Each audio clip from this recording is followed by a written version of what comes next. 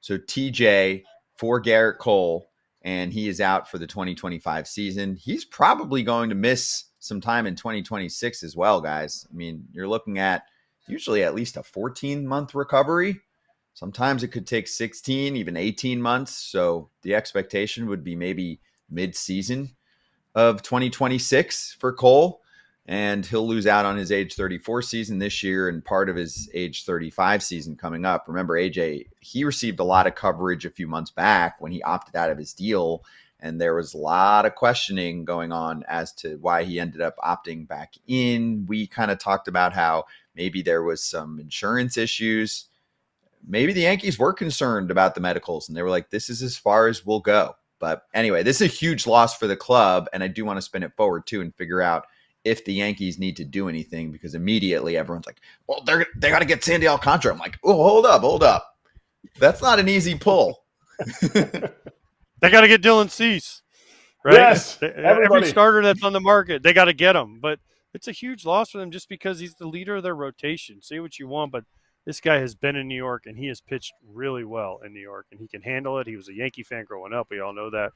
But this guy, it's a huge loss, not only from just the innings and the quality innings he gives them, but also from a leadership standpoint, showing some of the, Max Fried that's coming in there for the first time as a starter to show him how it's done. So I think this is a huge deal. And yes, he's going to miss all 25 and probably some of 26 too.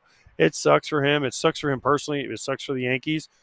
But it's a good thing maybe he didn't opt out, because who knows? But again, like you said, we talked about it at the time when he opted out and then he opted back in. That whole thing, was there something more that we didn't know about? Maybe this was the thing we didn't know about. He's irreplaceable. The rest of Twitter and Instagram are all going to make comments. Oh, well, okay, we're just going to go get this person. We're just going to go get this person. No matter who you get, you can't add what Gerrit Cole has been to this rotation. But last year, look at other guys stepping up. Look what Luis Gil did. Look what the Yankees organization being able to fill in different pieces. Were able to have guys were able to have success. I felt like Rodon stepped up in a big way when up until that point, he really hadn't stepped up in a Yankees uniform. So maybe with that alpha male out of the rotation, it is an easier transition for Max Fried.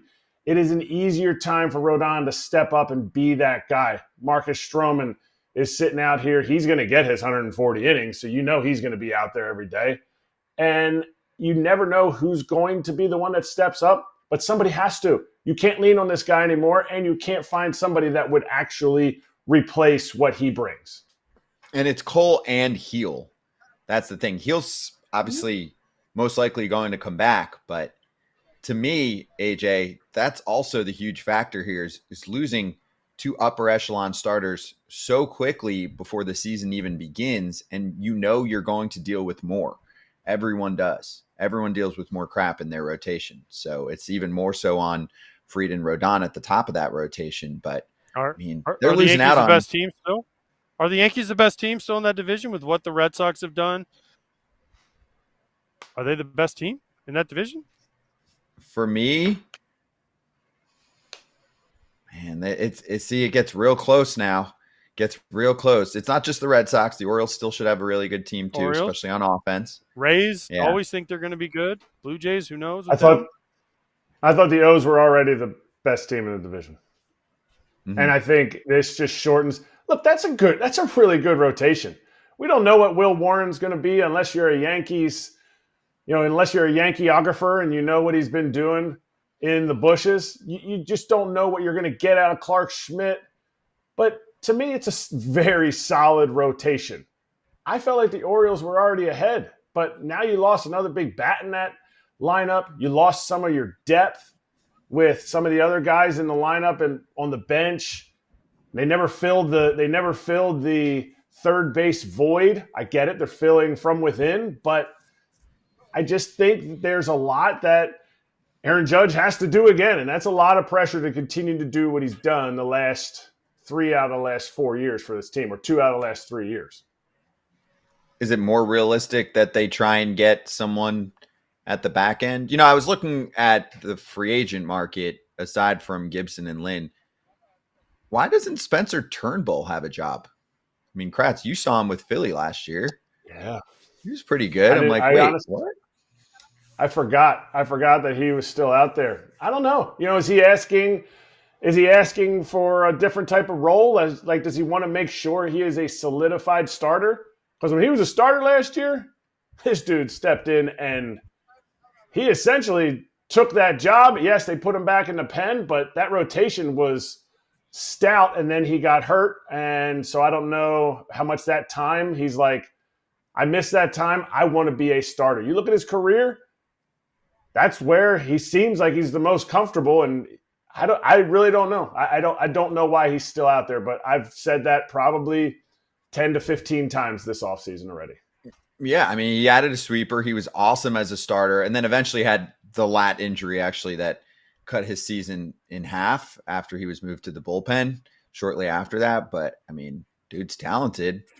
I would definitely expect to see him at some point in the bigs. Not like he shouldn't be in the big leagues. I mean, that's a big league arm right there who should be starting, even if there's an injury concern. I can see how the Yankees might have a little PTSD because they have so many injury-prone situations. But anyway, we'll see what happens. It's definitely a problem now. It's official since yesterday.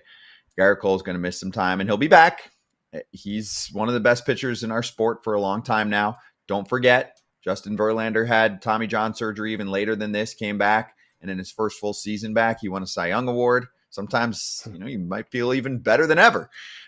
Jacob deGrom's back now, too, from a second TJ. This is only the first one for Cole, so that stands out as well. FT fam, Arena Club is the modern way to collect cards or buy or sell or trade or even grade. And we're highlighting slab packs because this is the new way to rip open a pack and get a really good card, AJ. But also, if you're not into the card, like I know you pulled a Bob Gibson card recently, you can get an offer of 90% of the estimated value and just accept it on the spot and give it right back and maybe try again with another slab pack.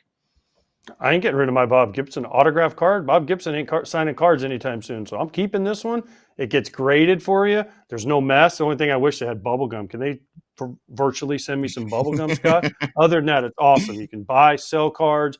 They grade them instantly for you. And physically, you can also get the cards if you want them. So I'm all for this. This is one of the coolest things I've ever seen. Yeah, those cards are in your showroom in the app. And then, of course, you can get the card physically sent to you. So right now, you can get 20% off your first slab pack or card purchase by going to arenaclub.com/FOUL. That's arenaclub.com/FOUL. Code FOUL for 20% off your first purchase. Hey, everybody. Be sure to like and subscribe for more content. We're back here every weekday, all year long, so do not miss an episode. The videos are coming in all day. Here's another video you might enjoy. Baseball the way it should be covered.